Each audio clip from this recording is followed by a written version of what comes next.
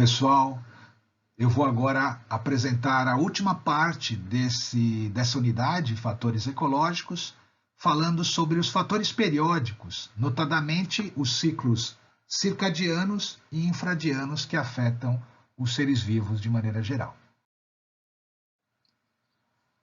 A primeira classificação que eu gostaria de apresentar é a classificação básica da ecologia entre fatores bióticos e fatores abióticos. É clássico distinguir em ecologia fatores abióticos e fatores bióticos, compreendendo os primeiros os fatores climáticos, as características do solo, a composição química da água, e os segundos, os bióticos, compreendendo, entre outros, os fatores de predação, competição, parasitismo. Mas hoje, nessa videoaula, eu quero falar especificamente dos fatores periódicos. Então eu gostaria de apresentar aqui, dentro do texto do Darros, que já foi indicado para leitura, uma classificação dos fatores periódicos de Montchaski. O Montchaski. Primeiro, os fatores periódicos primários. Para o autor, a adaptação faz-se, em primeiro lugar, com a relação a fatores do meio, cujas variações têm periodicidade regular, diária, lunar, estacional ou anual, que é consequência direta da rotação regular da Terra em torno de seu eixo e de sua revolução ao redor do Sol, ou então da sucessão das fases lunares. Esses fatores são os fatores periódicos primários. Os ciclos regulares que provocam as variações desses fatores existiam muito antes do aparecimento da vida na Terra, e isto explica por que as adaptações dos seres vivos relativamente aos fatores periódicos primários são tão antigas e tão fixadas no patrimônio hereditário. Por sua vez, os fatores periódicos secundários dizem respeito às variações dos fatores as variações dos fatores periódicos secundários, são consequência das variações dos fatores periódicos primários. Quanto mais estreita é a relação com o fator periódico primário, mais se manifesta regularmente a periodicidade do fator secundário. Assim, a umidade atmosférica é um fator secundário estreitamente dependente da temperatura. Nas regiões tropicais ou de clima de monção, a pluviosidade obedece a uma periodicidade cotidiana ou estacional. Outro fator periódico secundário é a alimentação de origem vegetal, cuja periodicidade está ligada ao ciclo da vegetação. Para os predadores ou os parasitos, as modificações estacionais da presa ou do hospedeiro, a biologia e a fisiologia destes últimos são os fatores em função dos quais se faz a adaptação. No meio aquático, o teor de oxigênio e de sais dissolvidos, a turbidez, a circulação horizontal e vertical, as variações de nível, a velocidade da corrente são, na maioria dos casos, fatores periódicos secundários, mas de periodicidade irregular, porque sua dependência com relação aos fatores periódicos primários é bastante frouxa.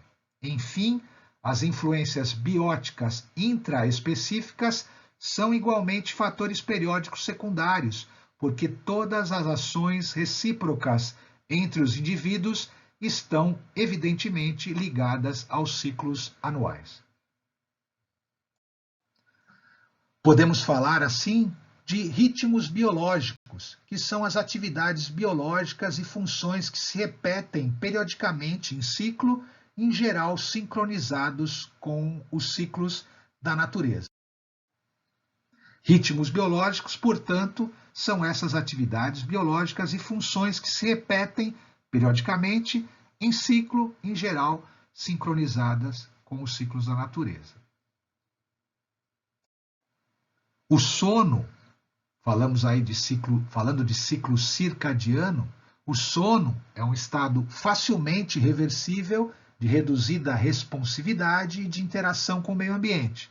O sono é universal, é altamente conservado em animais, desde as moscas de frutas até humanos.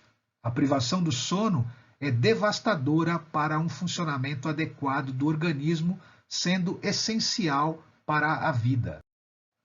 Por que dormimos? Para que propósito serve o sono? O sono serve para conservação de energia, reposição de estoques energéticos do encéfalo, os quais diminuem durante as horas de vigília. E também tem o propósito da sobrevivência. A falta de sono leva a prejuízos de memória, redução da capacidade cognitiva, alteração de humor e até alucinações se persistir. Isolamento e proteção de predadores também são importantes nesse quesito sobrevivência. Falando um pouco sobre esse ciclo sono-vigília, um ciclo circadiano. A gente observa aqui, no caso de humanos, a arquitetura do sono varia entre as pessoas e com a idade. Nesse gráfico, nós temos aqui no eixo X a idade dos indivíduos e no eixo Y as horas de sono diário. Observemos aqui que os recém-nascidos, de 1 a 15 dias, eles têm quase 16 horas, né, de sono é o esperado para que esses indivíduos tenham, né, na sua relação sono-vigília, sendo que grande parte desse período de sono é destinado ali ao movimento rápido dos olhos, né, ao sono REM. E isso vai diminuindo com a idade, né? Nós percebemos aqui no extremo oposto, aqueles indivíduos com mais de 50 anos, a necessidade de sono diária diminui bastante para pouco mais aí de 6 horas, 7 horas, e também aí a sua proporção de sono REM em relação ao sono total, né? Como a gente comentou, como comentamos. Relógio biológico. Os organismos possuem grupos de células que apresentam oscilação funcional automática, ou seja, são relógios biológicos que transmitem sua ritmicidade a outras células, às quais está acoplado, produzindo efeito de ritmicidade, efeitos cíclicos sobre todo o organismo. O relógio biológico está acoplado às células que detectam as variações ambientais. E é através do relógio biológico que se produz essa sincronização do ser vivo aos ciclos da natureza. Essa sincronização do ser vivo aos ciclos da natureza pode ser observada no ciclo circadiano. Para os ritmos circadianos, há um intervalo limite de 20 a 28 horas propiciado pelo relógio biológico interno. Esse intervalo pode ser sincronizado pelos ciclos ambientais. Essas oscilações externas, sincronizadoras dos ciclos endógenos, foram chamadas de Zeitgeibers, sincronizadores, arrastadores. Esses Zeitgeibers, eles modulam o ritmo endógeno.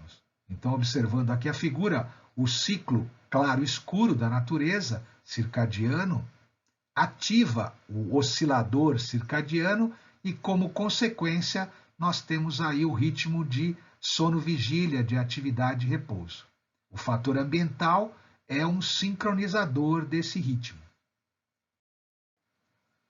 A sincronização dos ritmos biológicos e os ciclos ambientais, portanto, se dá via relógio biológico. E esses relógios biológicos, eles são ajustáveis ao ambiente pela ação de células sensoriais e vias aferentes, neurônios, tornando-se sincronizados com os ciclos naturais. A sincronia entre os organismos e a natureza apresenta grande valor adaptativo para todos. São universais. Todos os seres vivos apresentam, permite previsões e, consequentemente, modificações comportamentais. Os Zeitgeibers são os sincronizadores ou temporizadores que têm efeitos importantes sobre a expressão dos ritmos endógenos, promovendo ajustes através de mecanismos biológicos específicos para cada espécie.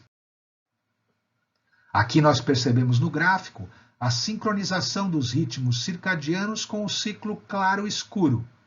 Pensemos aí no indivíduo que dorme à meia-noite, às 2 da manhã ele estará em sono profundo, isso é uma sincronização generalizada, ok?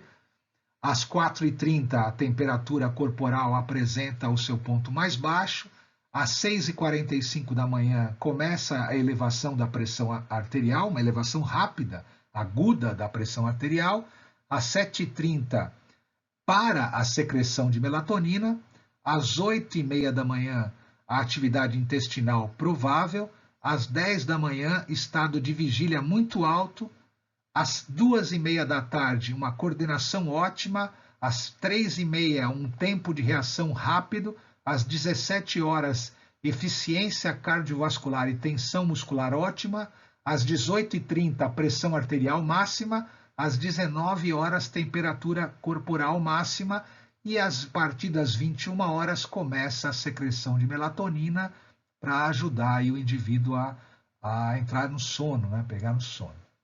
E às 22h30 uma supressão da atividade intestinal. Então esse é um exemplo de sincronização ligado ao ciclo claro-escuro. Circadianos, circanuais, circamarés, circalunares, são muitos os ritmos biológicos que afetam, né? São muitos os ciclos afetados pelos ritmos biológicos. Os circadianos, como nós vimos, têm a duração de um dia, o exemplo é o sono-vigília. Os ultradianos são os que repetem várias vezes no dia, como secreções hormonais, e os infradianos são aqueles que demoram mais do que o tempo de um dia para se repetir, como o processo de hibernação. O ciclo circadiano dos animais. O comportamento animal, incluindo sua alimentação, pode ser alterado por vários fatores ambientais. Entre eles estão a mudança de estação e de diferentes condições de luz e temperatura. O ciclo circadiano dos animais pode ser definido como as variações de caráter fisiológico que coincidem com os ciclos ambientais. Esses ciclos, também chamados de ritmos, são repetidos geralmente dia após dia regularmente. Portanto, essas variações sincronizadas com o dia e a noite podem ter variações a cada 20, 28 horas. Assim, no caso de animais que vivem longe dos trópicos, o ciclo circadiano se adapta às estações do ano. Desse modo, esse tipo de adaptação permite que os indivíduos se ajustem às suas atividades diárias até o momento em que a luz surge. A relação entre luz e temperatura no ciclo circadiano. O ciclo circadiano dos animais ocorre sem a necessidade de qualquer intervenção externa. São esses ciclos que determinam seus ritmos de sono ou fome. Esses comportamentos são repetidos de forma cíclica, basicamente ligados a mudanças de temperatura e luz. Já os fatores externos, eles não produzem o ciclo circadiano de animais, mas se sabe que eles podem alterar tais ciclos, na verdade, ajustar tais ciclos, né? Ou desajustar, no caso de uma viagem para outro fuso horário, por exemplo. Está provado que existe uma função de regulação ou alteração do mesmo ligada a fatores externos. Cafeína, álcool também produzem essas alterações. Além disso, luzes muito brilhantes ou fortes mudanças de temperatura à noite também afetam os ciclos circadianos. O exemplo, o fotoperíodo. Fotoperíodo diz respeito ao comprimento, à duração do dia, à luminosidade, determinado pela insolação diária que chega à superfície terrestre, e ele regula o ciclo vital, ou ao menos parte dele, de muitas espécies vegetais e animais. O fotoperiodismo é a resposta fisiológica dos vegetais à variação do fotoperíodo. É muito relevante no estudo da fenologia, que é um ramo da ecologia que estuda os efeitos periódicos dos seres vivos e suas relações com as condições ambientais. A variação astronômica do fotoperíodo se relaciona com as estações do ano, notadamente com o movimento de translação da Terra e também com o eixo de rotação, a inclinação do eixo de rotação. A posição latitudinal é determinante na duração dos dias ao longo do ano. Nas regiões tropicais, intertropicais, os fotoperíodos são mais equilibrados ao longo do ano. Nas médias e altas latitudes, o fotoperíodo é longo no verão e curto no inverno, a partir dos solstícios. Nas meia-estações, nos momentos de equinócio, há um mesmo fluxo de radiação solar em ambos os hemisférios. Os raios solares, nesse momento específico do ano, incidem verticalmente sobre a latitude 0 graus, a linha do Equador. Nessa figura, nós observamos como que a variação astronômica do fotoperíodo em diferentes latitudes do hemisfério sul. Para a latitude 30 graus, por exemplo, nós podemos observar que a latitude aproximada de Porto Alegre, o fotoperíodo varia de 10 horas no dia 21 de junho, então 21 de junho, 10 horas, até 14 horas no dia 21 de dezembro, no solstício de verão. Nas regiões tropicais, essa duração é menor, enquanto em maior latitude a amplitude da duração dos dias é mais ampla. O efeito da latitude sobre a amplitude de variação do fotoperíodo aumenta ainda mais em grandes latitudes, em virtude da curvatura da Terra naquelas regiões. No exemplo das plantas de dias curtos, ou seja, aquelas espécies que florescem em fotoperíodos menores do que um máximo crítico, e as plantas de dias longos, que florescem em fotoperíodos maiores que o mínimo crítico. O exemplo aqui de uma planta com fotoperíodo crítico de 15 horas. As plantas que receberam luz abaixo do valor crítico vão florescer, porque são de dias curtos. Contudo, se receberem luz acima do valor crítico, permanecerão no estado vegetativo. Ao contrário, as plantas de dias longos, que são aquelas espécies que florescem em fotoperíodos maiores que o mínimo crítico, no nosso exemplo, imaginemos que um fotoperíodo crítico de 15 horas para uma planta de dias longos, aquelas que receberem luz abaixo desse valor crítico não vão florescer, em contrapartida, aquelas que receberem luz acima do valor crítico vão florescer.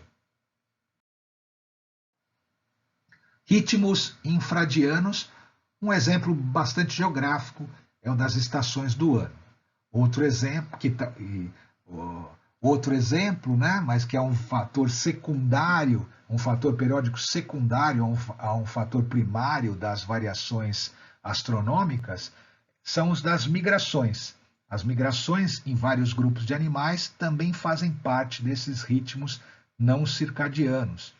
Elas são reguladas por estações anuais ou a cada 2 anos.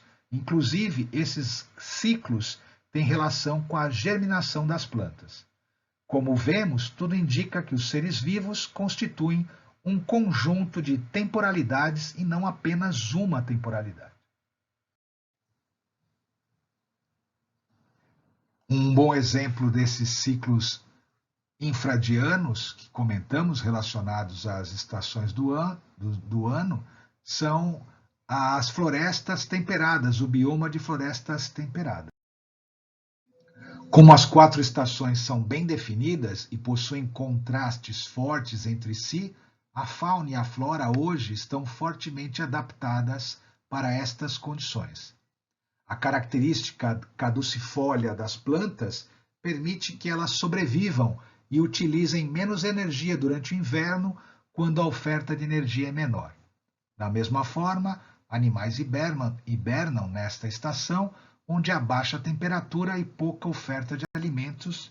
Estamos falando aí do bioma de florestas temperadas. Outro exemplo é o da savana. O nome savana foi usado pela primeira vez para denominar os campos naturais de ilhas do Caribe e das Américas Central e do Sul. Contudo, o termo é aplicado para qualquer campo natural localizado em regiões com inverno seco e verão chuvoso, mas que tenham temperatura média sempre superior aos 18 graus centígrados. Atualmente, a palavra savana é especialmente associada com a África, talvez porque animais da savana africana foram muito amplamente apresentados em programas, em documentários. Um outro exemplo desse tipo de situação na savana é o fogo, né? O fogo ele ocorre naturalmente nas savanas e ele é importante, inclusive, para a germinação e para a quebra de dormência de algumas espécies que no período seco entram em dormência justamente para poderem economizar energia, né, naquele período de menor atividade, de menor umidade. E é muito comum um fogo natural, porque durante a época seca se produz muito material inflamável, muita biomassa inflamável, e quando se retoma a época de chuvas, com as tempestades iniciais, podem incendiar, né, os relâmpagos podem incendiar algumas dessas partes. Então, isso é um processo natural que ocorre no ambiente de savana em amplas áreas da savana. Um outro exemplo aqui na América do Norte, as rotas de migração da borboleta monarca. No verão, as borboletas monarca dispersam-se pelo sul do Canadá e norte dos Estados Unidos, e no final da estação quente, elas se reúnem e juntas voam todas para caminho do México, onde no inverno formam vastas colônias. Na primavera, seus descendentes retornam à viagem inicial, voltando para o Canadá, o sul do Canadá, o norte dos Estados Unidos. Sugiro que assistam o vídeo Cronobiologia, Ritmos e Ciclos Biológicos, da FAPESP, que apresenta ali alguns exemplos de como estudar esses ciclos biológicos, né, esses fatores periódicos, como afetam os seres vivos. A bibliografia fundamental dessa aula, o Alabi, Grasslands, Caniva Ganser, o bioma de florestas temperadas, Comolli, ritmos biológicos, Moore, sobre a tundra, Vieira, sobre o bioma de florestas temperadas.